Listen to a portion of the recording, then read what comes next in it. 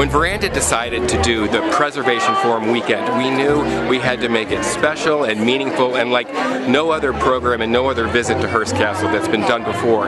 We brought our sponsors and our favorite designers to Hearst Castle and Hearst Ranch last evening. We started with a beautiful dinner at the Hearst warehouse. It's where they used to unload the ships and bring all the treasures in to build the castle. This morning we had a wonderful breakfast at the ranch and then private tours of the castle with Mary Levkoff, who's the curator. So we saw rooms and different bedrooms and wings and libraries and all these areas of the castle that you can't see if you're just a regular visitor.